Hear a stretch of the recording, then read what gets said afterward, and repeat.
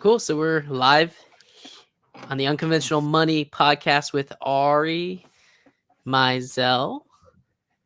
And it's not doing less, it's less doing.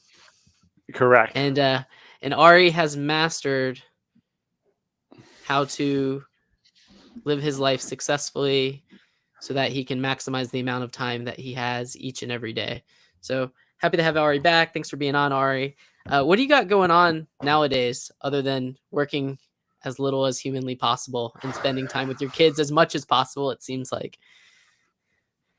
Uh, it's a long list. I'll be honest. um, Well, let's start with the the most interesting thing and work our way down. so it's always been less. Oh, sorry. Alexa, stop. It's always been less doing, more living. Right. So I am definitely doing the more living part at this point.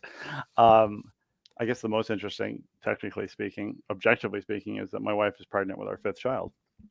Oh, nice. Um, Congratulations. Thank you. I Thank uh, you. I got my So, first on the way. congratulations. Your life is about to change in a good way. I have to say, I think that having children has been one of like those force multipliers in many ways because it really, uh, you can use it as a very interesting constraint to be more productive and more effective. Let's just say that for now. So there's that. That's the biggest news. Additionally, though, so I still have my company Less Doing, and my focus there is on one-on-one private coaching. So I'm doing a lot of that. It's all done asynchronously, which we can certainly talk about because that's how I'm able to do it in such a compressed amount of time and on a really easy schedule for me. But other than that, I just became lieutenant at our local ambulance squad this week, which is actually really exciting for me. I've been an EMT for about 12 years, and I volunteer here in our community. It's something I love doing. Additionally, I have really leaned into my pandemic hobby of woodworking, and it's gotten way out of control. And I do a lot of woodworking, and I've actually made pieces now that are in our community and that I've sold, which is not something I ever expected. I'm going to be teaching a woodworking class for our local arts council coming up soon, which is really, really exciting. I love teaching. And beyond that, I'm now that we've been in here in Princeton, New Jersey for about 2 years, I'm starting to get very involved in things in the town. So I just got put on one of the town boards. I'm trying to get on another one, and I'm trying to get on 3 nonprofit boards actually all at the same time, because why not do that when we have a baby coming in 2 months? Well, if anyone can do it, it can be you, since you've mastered the time. And one thing I find interesting is when you meet someone or you ask, like, what's been going on? And they say the word like busy. I'm so And busy. I've been so busy. It's like, well, like, are you being busy or productive? And for me, I'm not sure if you would agree or disagree. It's more of like a mindset shift. Like, are you busy or are you being productive? And you've, in my eyes, have mastered productivity because we all have the same amount of time. You're about to have a basketball team for kids. You're gonna have five players, and you're continuing, not pulling back, but you are actually pushing yourself forward to do more and to leave your community in a better place than you found it. Yes. Yeah. And it's interesting. It's, well, it's interesting for me that this is a very conscious choice, to do this in many ways. And uh, so I did a workshop last 2 weeks ago, a replaceable founder type of workshop, which I used to do all the time, and I haven't done one in 4 years since the pandemic. We actually were scheduled to do one, I think, March of 2020, and so I did one here in Princeton 2 weeks ago, and it was awesome. We had 32 people, which was that in itself was great. It's like I haven't done an event in such a long time, and we were able to fill the event with just people from my Yeah, newsletter who were like, it sucks. It sucks when you go and do something and like 2 people show up, or no people show yeah, up. yeah. But it was also it was validating to know that sort of my content is by design is kind of timeless, and it was meant to be. So that was really great. The interaction was really awesome, and so I'm going to do another one, and hopefully a bigger one in the fall here. Um, and it's it's just sort of nice to sort of get back to that kind of thing. But what it's just reinforced for me also is just I really really love teaching, right? Mhm. So I I'm getting requests. I mean, I actually kind of never stopped, but I'm getting more and more requests now for speaking and coaching or speaking and consulting. Coaching, I'm doing. Consulting, I did a lot of, and it's not. I mean, it's great money, but it's not really something I enjoy doing very much. And the speaking is the same thing. So I've made a very very conscious choice to sort of like be local and not just be a father and a husband, but really be a member of my community. Yeah, and nowadays a lot of aspiring business people and young people are seeing like people like Grant Cardone has become very popular the last decade. I've seen like people like Brad Lee, and they're like, make money, scale businesses. You got to work, you got to work, you got to work. Versus your mind, your whole thing is like, I've built something that's valuable. How do I pull away so this thing just keeps running with or without me, so that you can walk your kids to school, work on a project, go teach, be an EMT. So to me, you've taken I guess the right word, I'm really bad at English, would be like a contrarian approach. Like you're Is figuring out English how not to your first pull. language? Hey, I'm good at math. English was always a little shaky in, but you figured out a way, like, rather than like, like, now that you're making more money, you've taken those resources to put other people in your position so you can pull away and then continue to grow the business over time. Yeah, right. And I am continuing to grow my business, but very much on my terms. And the thing is that um, that's actually what I was going to say before. Sorry. So one of the backdrops, or sort of the thread to the workshop and some of the new content that I've been putting out, is around the world's oldest businesses. Right. So this has been like my sort of passion project. So there are hundreds of businesses that are hundreds of years old, and there are actually quite a few that are over 1,000 years old that are still in operation. Everything from restaurants to wineries to arms maker dealer or dealers, arms manufacturers, and all sorts of things, candle companies, money, any. There's really fascinating commonalities amongst all of those companies. And you think about, like, there's one company called Stiffskeller, which it's the oldest restaurant in the world. It started in the year 803 in Austria. Is still operating, right? Most restaurants fail in the first year, 90% or something. So this restaurant's been around for 1,200 plus years, basically. And one of the things that we see that's key with a lot of these companies is there's a really big emphasis and focus on craftsmanship and quality. Not that Hmm. surprising, but something that we see less and less of nowadays. The other thing is that they tend to have fairly small teams. Like most of these companies have less than 50 people working for them, and a lot of them are family members, which makes sense. But none of them blitz scaled, right? There was no unicorns in the mixes, and they all grew slowly under their own steam. Very, very, very few of them ever took outside investment. Partly Hmm. because they didn't want to bring in outside partners, but also because they wanted to grow at a pace that they could support. Um, and maybe the biggest of all is that all of these companies, oh, I would say the majority of them, see themselves as a member of a larger community, right? So they Hmm. support the families, the suppliers, the customers that are in their community. So you take one example, which would be the Marinelli Bell Foundry, which started in the year 1001, and they make bells for churches, and they still do today. They make about 40 to 50 bells a year. They do about $4 million in revenue every year, and they have a team of 12 people. And that's a great business. They've been making Yeah. $4 million. They haven't been making $4 million a year for 1,000 years, but they've been doing it for a very long time, right? So that's probably $1 billion company. But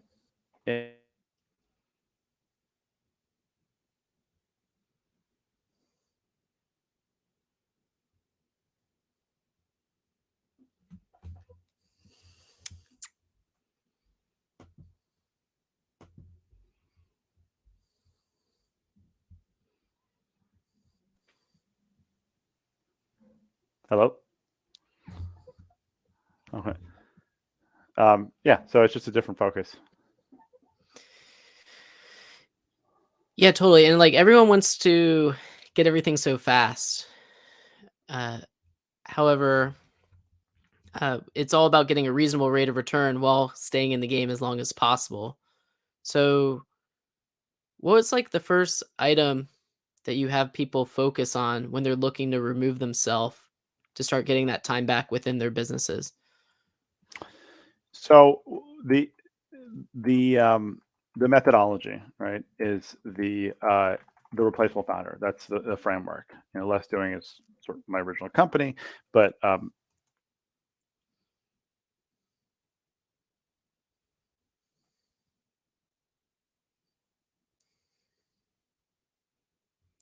replacing them, means making them more replaceable. And in order to do that, we have to create systems and processes that replace what they do well. Sometimes automation, sometimes that means delegating. And so we start with an inventory of all the things that they do. This is always a really fascinating experience. I call it the ultimate KPI. So you take the 20 things that you do on a regular basis, and it can be sort of as micro or macro as you want. So it could be podcasting, sort of macro level, or it could be being on podcast versus interviewing for podcasts, right? Whatever is taking that most of the time. And then you have to take 16 of those things from that list that you are no longer going to be doing at all in a year's time. It's a fascinating process for people. And what I always tell people,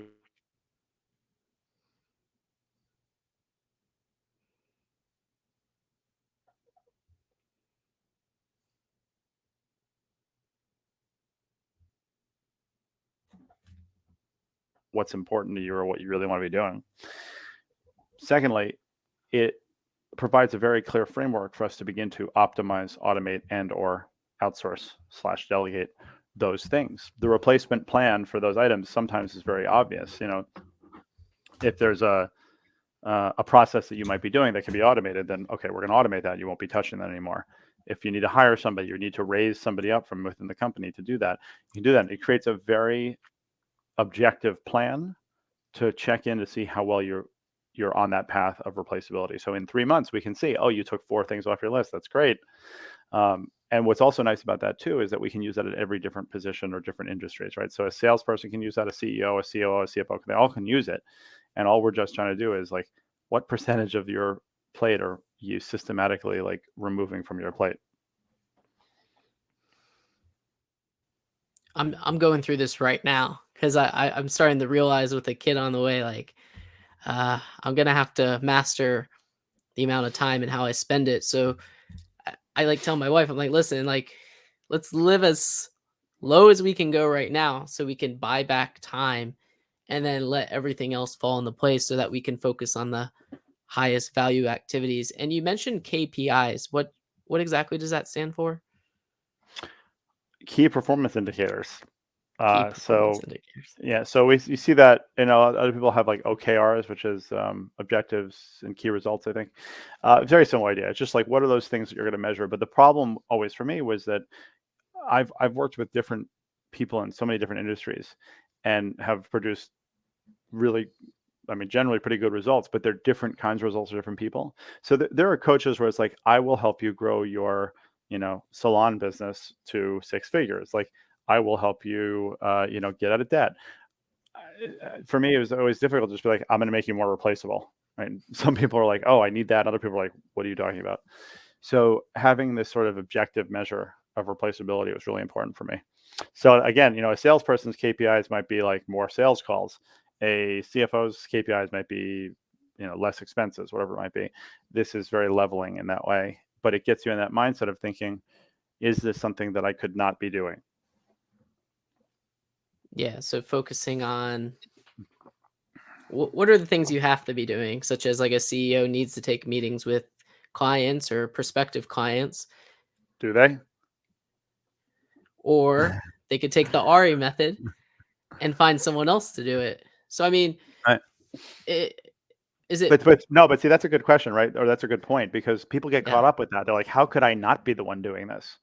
Right? How is that possible? It's got to be me. The client wants to meet me, and a lot of times it's just not true.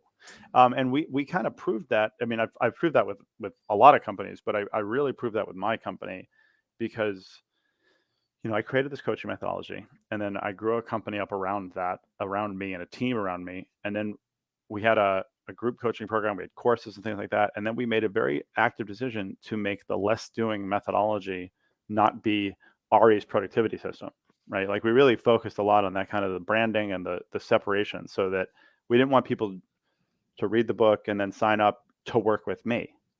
And we got there. We got to the point where I wasn't doing any coaching at all. Now, I replaced myself so much that I got to this place where I was like, wait, I miss coaching people, and that's why I do my private coaching now. But the I was the face. It was me, and we were successfully able to remove me from that and have it be a standalone system. Which, quite honestly, it's really worked, because I haven't been in the public eye or really done anything since before COVID. And we filled this workshop with 2 emails basically. Yeah. I mean, was the vision always to remove yourself? I don't know. I don't think no, not I don't. Sorry, I don't think so. I don't think so. It was I guess in some ways it felt like a sort of a natural progression, but also, Mhm. so I had Less Doing, which is, well, I have Less Doing as the company, and Less Doing, the methodology was originally sort of the personal productivity method. And then I took like a bit of a detour, and I started another company, a virtual assistant company, which I then left, and I came back to Less Doing, and I had this team around me and stuff. And at that point it was like everything. We were doing books and courses and workshops and consulting and coaching and speaking, and like, you name it. And it just sort of got refined and refined and refined. And the Replaceable Founder came out of that work, because I was working with all these different companies. And once we got that sort of cemented, then it was like, well, now let's see how far we can take it. So you started with a large hole. You realized there was a hole that needs to be filled. And then within that hole was like the replaceable founder hole that you're looking to now fill. That's your main focus. What now? Yeah. What do you mean? Well, sorry, what do you mean? So like you started with Less Doing. That was like your large concept. And then now it's like the replaceable founder is within the Less Doing. Yeah, right. Well, right. So again, Less Doing was like the personal side of things. Replaceable Founder became more of the business methodology. So in a way, I guess it was more of an evolution than a narrowing in some ways. So a CEO or a founder of a company could just completely remove themselves. Like the Walton family, are they still like doing things with Walmart really? Do you have any background with like these families that own these large institutions, how they've stepped out, or how do they still stay in the game a little bit? Yeah, so I think with the Walton family, for the most part, they're all like board members basically. But that speaks to this whole thing with the world's oldest companies. A lot of the ways that those companies are able to have legacy and consistency, generation over generation, is family values in a way, right? And they have value-driven businesses that are based on values that, whether they are running it or not, or somebody else comes in, those are the values. And you take an extreme example, which is the oldest company ever, which is called Kongo Gumi, which is a Japanese construction company. Started in the year, I think it was the year 463, and they were building Shinto temples, and it was a large construction company. They went out of business in 2020. They were liquidated and purchased by a larger construction company. So technically they're still on the list, but the 80th generation of the Kongo family was the one in charge when they were liquidated, which I can't even imagine the amount of pressure that person had to feel. But 80 generations of this family ran the company with consistent values. And so much so that, like, if there was not a male heir, a Congo daughter or woman would marry a man, and that man took her name. Little progressiveness. I mean, think about that in, like, feudal Japan. Like, it's unheard of, but it was such a force, and that family name and value is so important that's the way it was. Do you have any idea what made them liquidate or merge? I mean, first of all, Japan in the 80s was really tough for most businesses just because of like hyperinflation, and they just kind of never recovered basically from that. Construction is a tough business. Plus, I mean, I don't know how much this plays into it, but they built so much of Japan because they were abound so long like their original business was building temples, and at some point, like they just didn't need more temples, right? So then they started building other things, but they, it's a it's a very competitive marketplace, and they made some bad investments. Mm, yeah, a couple bad investments, and we've all seen companies such as General Electric, Kraft Heinz have the last decade or so made some key decisions that have hurt their shareholders. They're still around, but yeah, Hmm. those decisions can definitely impact a company.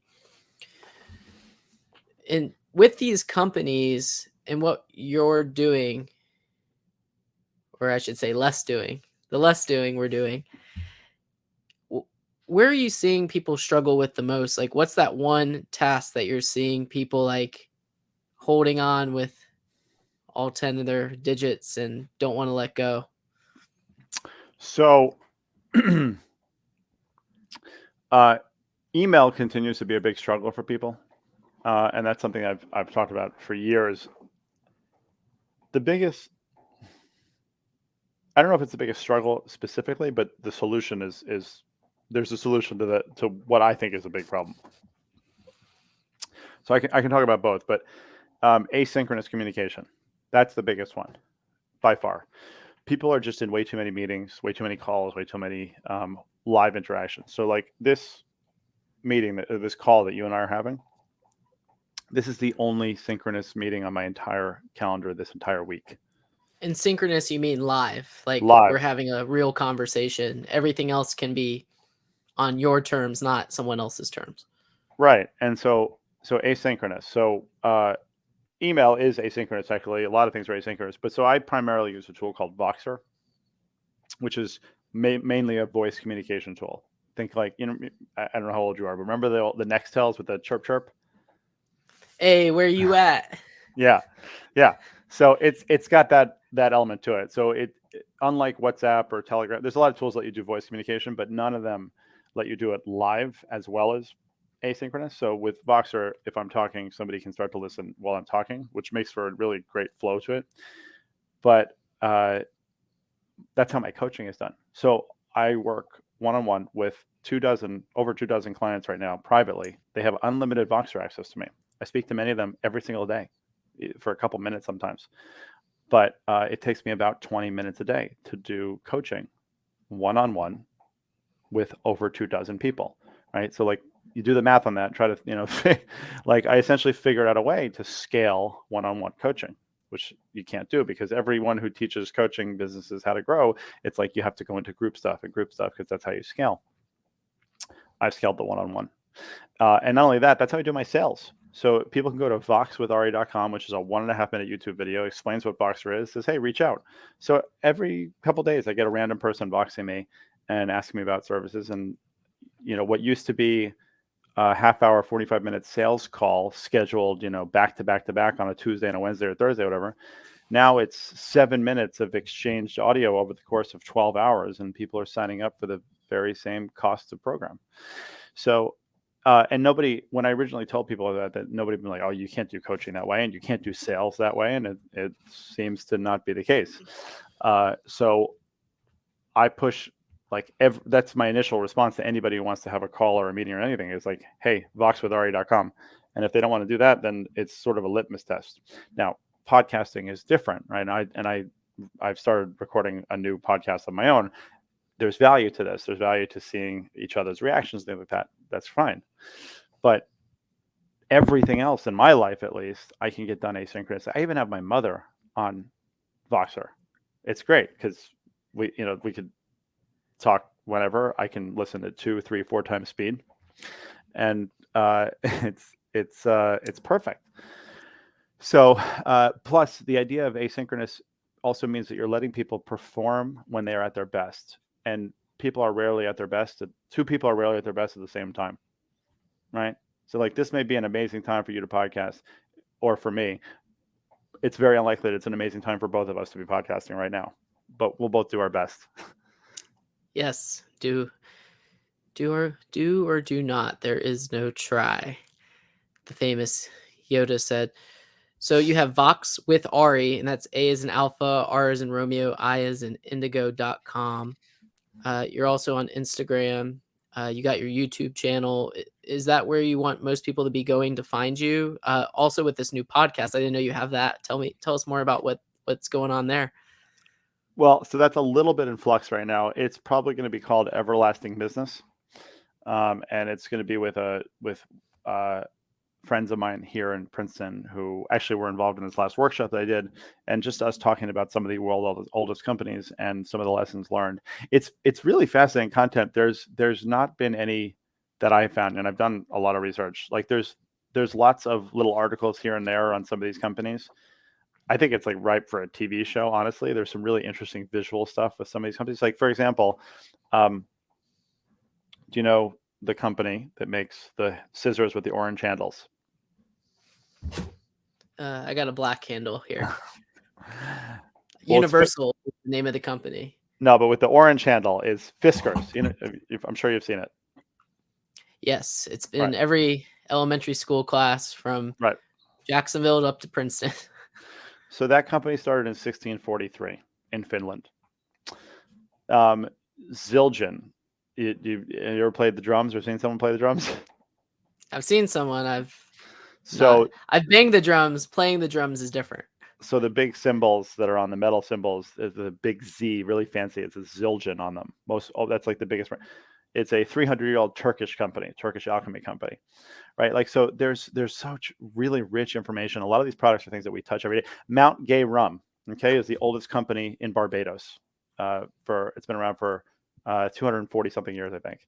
So like there's fascinating things there, not just from the products themselves and how they developed and over the years and things, but just business lessons to be learned. So the podcast is basically like we pick one of those, talk about it, discuss it, and then how we can apply that to current business. I think it's pretty cool.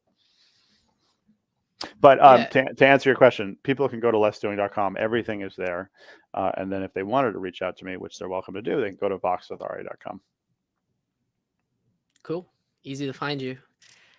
Makes it a lot simpler when you can directly reach out to someone. Now with this time on Voxer, you're speeding it up the conversation, so you're getting time back there, and then you're listening and answering the conversations when you feel is best. Do you have are you a time blocker where you're like wake up at 6:02 a.m., get out of bed by 6:03, or are you more of just is it more of just like a feeling kind of thing or a combo of both? It's a little bit of a combo. So I do get up at 6 every day. Um, so the time blocking for the most part is basically I try to do anything I have to do while my kids are at school, right? So pretty much between 8:30 and 2:30. That's my hours to do things that I might need to do in person. But honestly, a lot of that is like woodworking, things around the house, coffee with friends, things like that. The Voxer stuff, what I'll often do is I will first thing when I wake up, 6 o'clock, I'm making coffee, and we have a gas fireplace in our house, and I just like to put the fireplace on, just sit there and drink my coffee. But I'll listen to my Voxer messages from my clients from the night before. My clients are all over the world, so I'll often wake up to 6 or 7 messages. So I'll listen to all of them and just sort of take it in and absorb it a little bit. After I drop my kids off at school at 8:15, 8:25, whatever, I take my dogs for a walk for a half an hour or so. During that time, that's often when I will respond to most of my clients.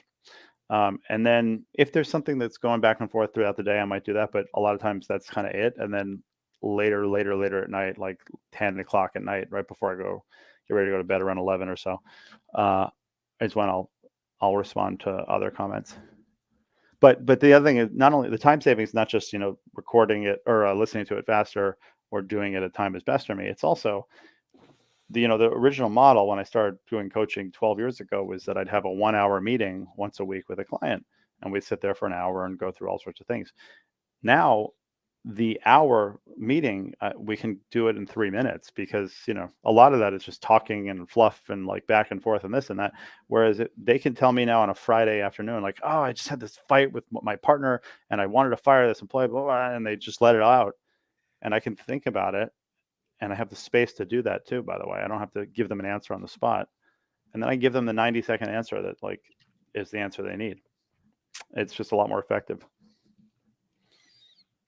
So it gives you time to reflect on an issue someone may be having so that you can give them the best possible answer based on your expertise rather than we're live chatting right now. If you ask me a question, I can't just sit there and be like, "Hold on, Ari. Right. I'm gonna go in the other room. Let me think about it and come back." You'd be like, "What the heck? Not This guy's not not a good person." not well. Not only that, I get into some very very personal, psychological, emotional stuff with a lot of my clients. Very deep stuff, and I can have a very emotional response to things that they might say sometimes, like angry response, not towards them, but like they tell me about something that happened. I'm like, oh, that mother, like and then I'm like, okay, wait, let me try that again. And you can recall messages boxes. So there have been times where I sent a message, I was like, let me pull that one back. I'll try take two. And it ultimately provides a more effective coaching experience for them. It's not just more Mhm. convenient, like it actually is better coaching. Now, is your model just like monthly subscription? Are you doing more like a gym model? Is that like what you're up to nowadays? I know at one point you were offering higher level coaching as well. And between those two models, like, have you found which one's most effective for your time? Yeah, well, so it's people pay $10,000 for the first 6 months of Boxer coaching with me, and that's unlimited Boxer. After that, if they choose to continue and continuity matters, then it goes down to 5,000. And once they've been with me for a year, every 6 months after that is 2,500, which is really kind of, it makes it a very easy decision for them. And at that point, I have multiple clients who've been with me for multiple years now, and the ones that are on I call it the Kaizen program, which is it's just the ongoing, I guess it's like 450 a month. I might hear from them once every other month at that point.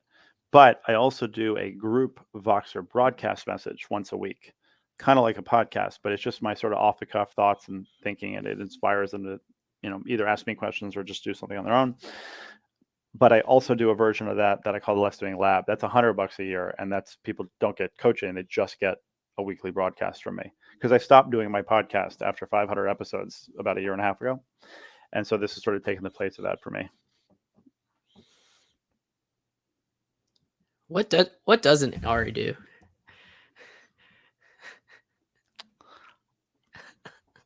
Good Uh, question. yeah. I love it. I love it. I love it. I mean, but you also what's cool to me is, and something I've learned to value is when I first graduate school, you want to take over the world, or you come out hot. I came out hot. I'm not sure if you felt the same way. I know you went to an Ivy League school, I believe. So like I'm sure like you came out, you're like, all right, I'm ready to mess things up. And then you realize like you just having the time to just sit there and ponder your thoughts is extremely valuable. At least it hasn't been for me, and that's what it appears you also value is like just being able to sit there with a coffee in front of your fire. I just imagine you, and you can just decompress a little bit. Yeah. Uh, and it's not something like I've always been sort of a go, go, go kind of a person. And that's very hard to sustain.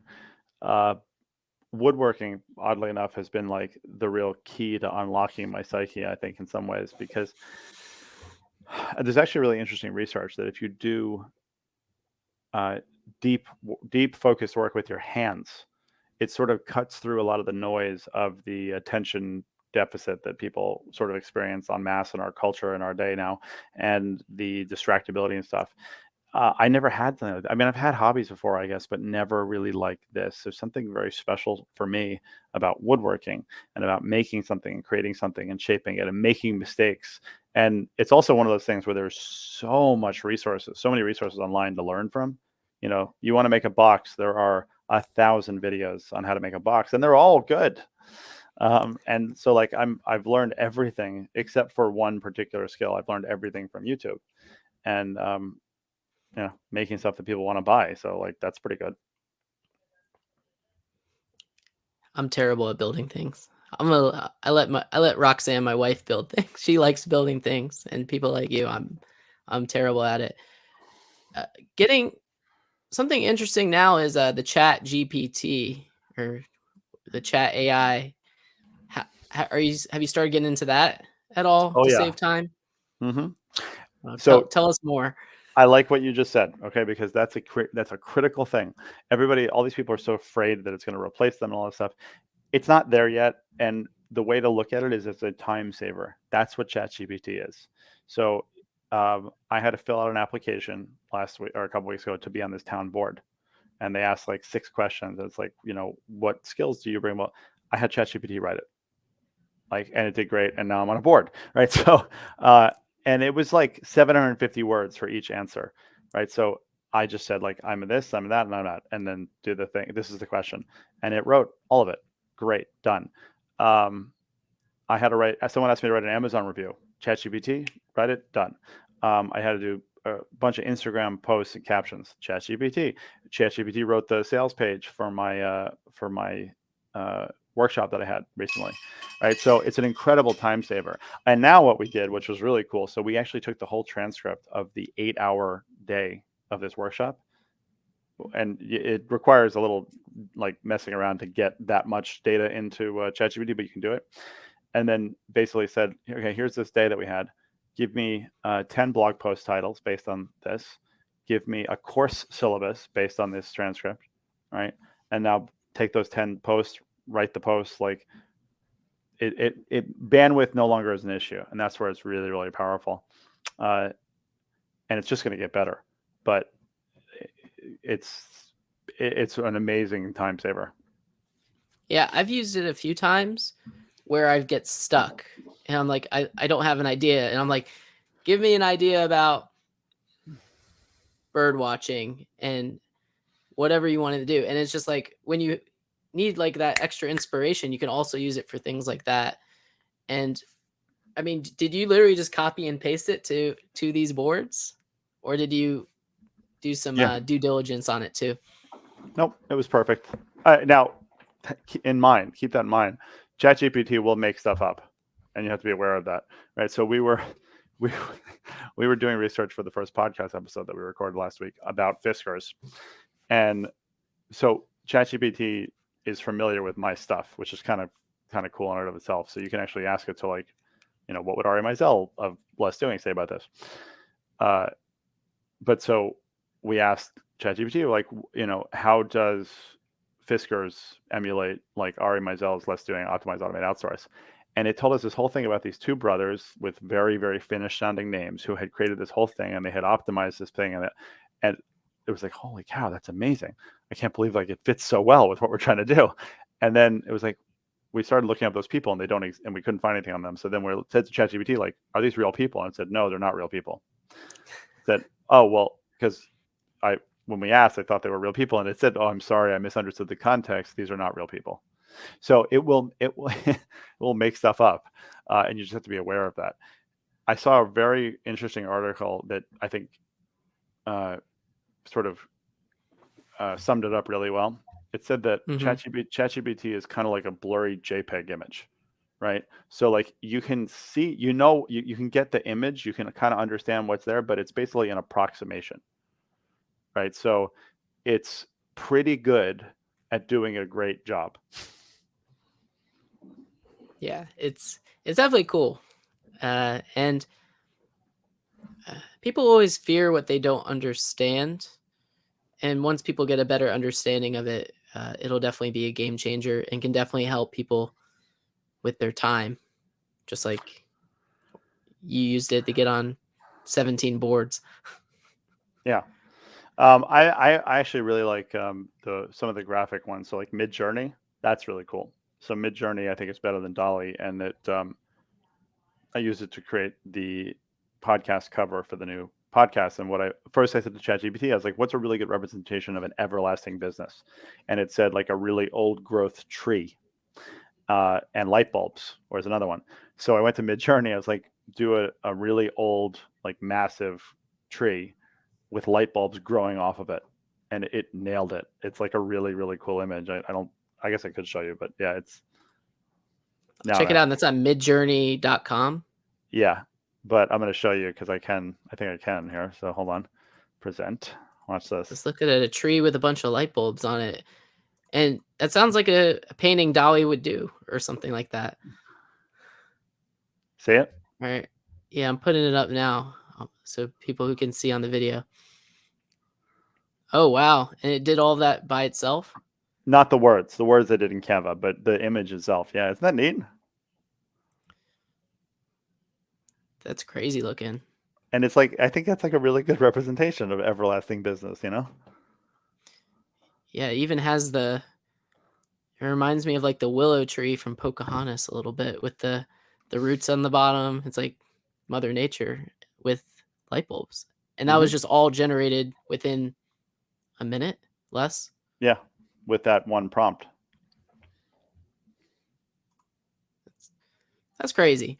I still got so much more learning to do. And like I've when I found this text expander magical, I Yep. started like using that for like, you know, in business people ask the same 7 questions and the answer is more or less the same. So like using little things like magical, using ChatGPT, midjourney.com, all the answers are right in front of everyone if you just know the right resources to look at. So how do you stay on top of all of these resources so that you're always in the driver's seat? I don't need to. That's the thing, you know. So I'll explain. I used to.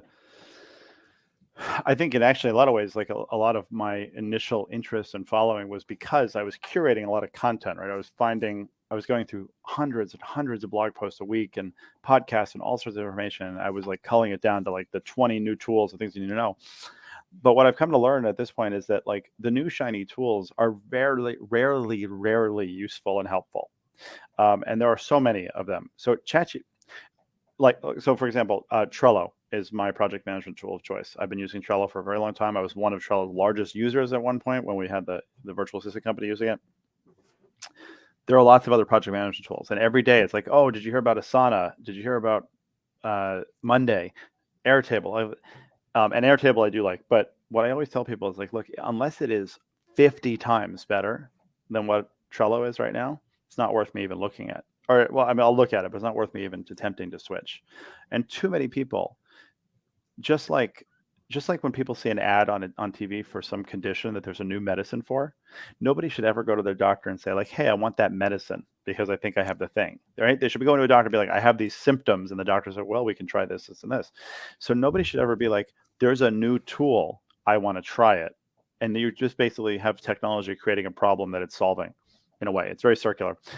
So, uh, ChatGPT is the first tool in a very, very, very long time where it was like, yeah, that's something I'm going to pay attention to. I'm going to look at it. And it bubbled up because I follow a bunch of different accounts. And I actually find social media to be really, really informative. The way that I have it sort of culled, Instagram and TikTok are very educational for me for both woodworking and technology stuff.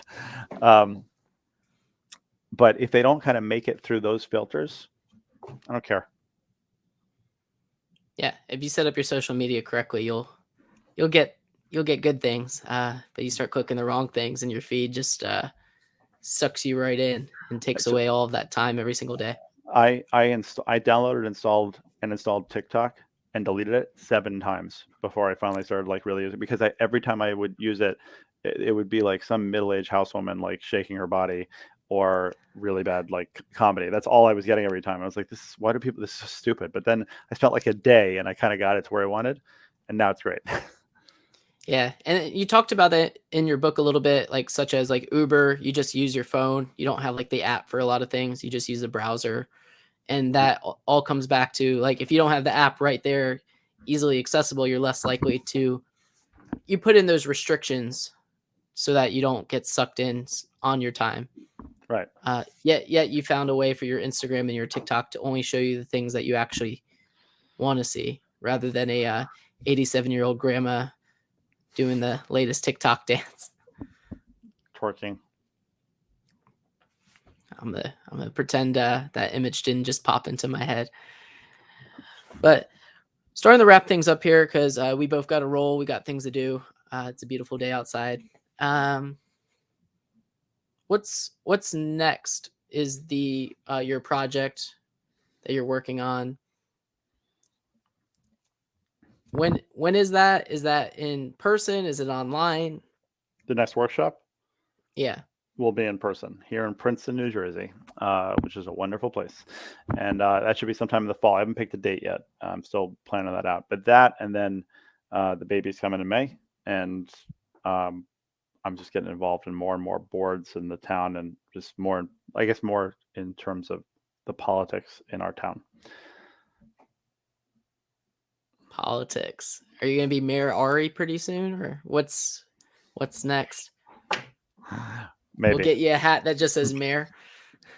some point. I work very closely with the mayor currently in a different capacity, and he's doing a great job. So I don't have any intention of running against him, but I would love to be mayor at some point. Yeah. We'll wait for his term to be over. Then you can run. Yeah. Well, Ari, it's always great to have you. Thanks for hopping on, and we'll see everyone next time. So have a great day. Thanks for having me.